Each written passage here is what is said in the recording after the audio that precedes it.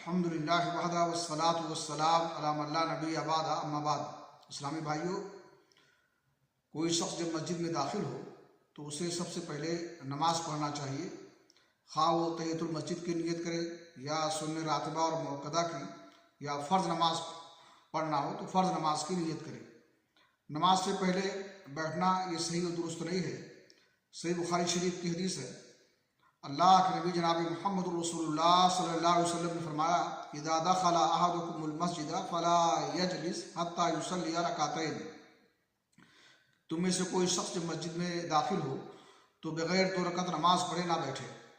सही बुखारी की एक दूसरी हदीस है, जाबिर रज़ी अल्लाह तआला अन्हु कहते हैं, अतैतु नबी सल्लल्लाहु अलैहि वसल्लम व फिल मस्जिद फ़क़ाला सल्लि रकातैन, कि मैं नबी करीम सल्लल्लाहु अलैहि वसल्लम के पास आया, आप मस्जिद में तशरीफ़ फरमा थे तो आपने कहा कि 2 रकात नमाज पढ़ लो। हदीस में मालूम हुआ कि मस्जिद में दाखिल होते वक्त इंसान कोई नमाज पढ़ ले। अल्लाह रब्बुल आलमीन से दुआ है कि अल्लाह ताला हमें तौफीक बख्शे कि हम इस सुन्नत पर अमल करें। वाखिर दअवाना अल्हम्दुलिल्लाहि रब्बिल आलमीन।